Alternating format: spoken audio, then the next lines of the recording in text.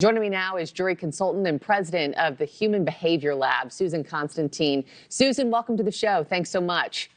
You're welcome. This case will be notoriously harder to seat a jury, I feel like, given Diddy's fame and high-profile case already making national headlines. Just how tough is it going to be to seat a fair jury in this trial, you think? Well, I think it's going to be very tough. You know, I would liken this to something like an OJ or even a Johnny Depp case where, we've got an individual people really loved, right? So, especially in this hip hop type music. So the enormous amount of publicity that this is going to have an impact on the jury because, depending on who's ever heard about it, whether they've already formed opinions about him, are they, hip hop followers? Do they have strong belief systems when it comes to distrust with the media? I mean, there's just a lot of stuff that we need to go through, and it's going to take a couple of weeks at least to be able to seat a jury in this case. Mm-hmm. And elaborate a bit more, what kinds of questions or even topics, because so much of this case is so graphic in nature. What other topics do you believe the prosecution and defense will focus on, when they're interviewing these potential jurors?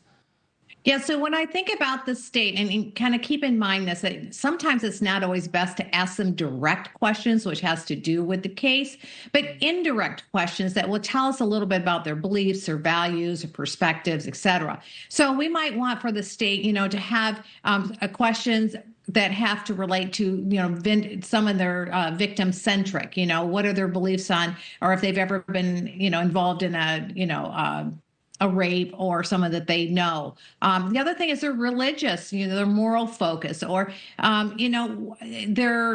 whether they follow instructions, whether they're law-abiding citizens, how they feel about law enforcement, what are their views on, it could be even, what's happening right over in the border about individuals coming across the border. So there are kind of different kinds of questions that lead you to their values and beliefs. Where on the defense side, I would want to look for somebody that has a lot of distrust in the mainstream media. So I might want to ask them questions about that.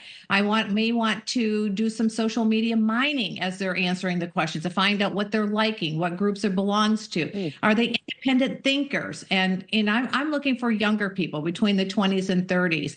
And so anyway, I'm actually looking for the defense more of those woke type of individuals. And it's not just, the questions they ask or what they find on social media. Part of it, I know part of your expertise is also looking at body language, right? I mean, what kind of body language will those attorneys be looking out for to offer clues into potential jurors and to even weed out who could possibly be stealth jurors who are, diehard Diddy fans who want to be sat on that bench?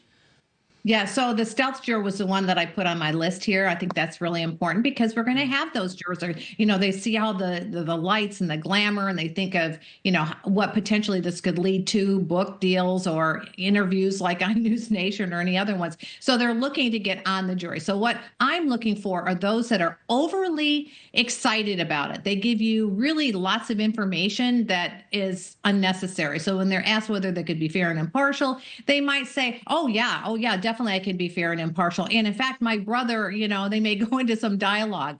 The other thing is that those that never say anything, those are what we call our silent jurors. They kind of melt into the back. They don't really say anything that's good or bad. They kind of stay in the center. And that's where attorneys really have to dive deeper into it because generally they hold very strong opinions. So what kinds of indicators that I'm looking for are very subtleties. It could be just even a small little head nod in agreement, or a nod shaking no in disagreement, maybe a tightening of the lips of disdain or anger, or a furrowed eyebrow and confusion, smirks, like in these little micro gestures are what you're looking for, because most of them are not going to have these really overt expressions because they know they're trying to keep them under control. So we're looking at those little leakages. Yeah, you bring up some fascinating points I hadn't even thought about.